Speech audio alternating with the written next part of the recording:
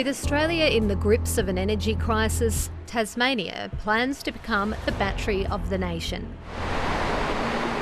The state wants to expand its hydroelectricity network and build pumped hydro to export power to the mainland.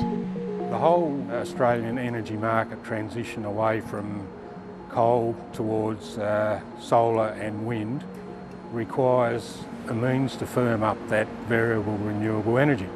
And hydropower is a key, well-known, readily available way to do that.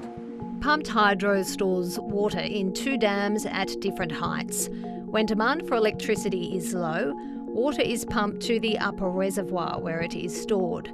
When demand for power is high because the wind isn't blowing or the sun isn't shining, water flows back down again through a turbine at the bottom, which converts it into electricity. We're sitting on a pot of gold of renewable energy. The undersea cable which connects the state to the mainland can't carry any more electricity, so Tasmania wants to build 2 more cables at a cost of nearly $4 billion, which would have the capacity to power up to 1.5 million homes. We're looking at having it in service in 28, 29 and then 30, 31 for the second stage. It's a critical part of keeping the lights on with clean energy for Australia. Trevellyn is one of 31 hydro power stations in Tasmania that would be on standby to supply clean energy to the mainland if the Tasmanias Link is built. This is a good deal. Tasmania's Battery of the Nation and Snowy 2.0 were pet projects of the former coalition government. Snowy 2.0 has been a disaster from the start. Promised by 2021, operational by 2021 for less than $2 billion. We're now at 12 to 14 and probably as time goes by it gets even more.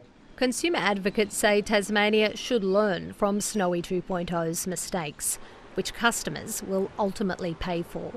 One thing to note about Tasmanias Link is that most of the benefits would accrue to the mainland, whereas a lot of the costs would be accruing to Tasmania and to Tasmanian consumers. But the problem is who'll pay for it. Tasmania appears unwilling to foot half the bill, and the Victorian government is backing a link to the nation's biggest pumped hydro project, Snowy 2.0, instead. Unless the Commonwealth is willing to allocate taxpayers' money to it, I'd imagine Victoria will have very little interest. We found you could build sufficient capacity of 4-hour battery in mainland Victoria to give you as much peak production as the new cables will for half the cost. As for private investment, that's unlikely. The owners of the current Basslink cable, which broke for 6 months in 2015, owe Tasmania $40 million in damages. It is the case that the experience with Basslink has made investors wary of a similar piece of infrastructure. Despite the cost, Tony Wood from the Grattan Institute insists the Tasmanias Link will be needed. There's not a lot of alternatives because we only have one Snowy hydro on the mainland, we have one hydro Tasmania, and we have a lot of potentially small projects. His analysis of weather data shows there will be 2 weeks of every year where there won't be enough sun or wind to supply the national electricity market. We are in a situation where we are dealing with the consequences of not seriously starting our transition to a low emissions future earlier.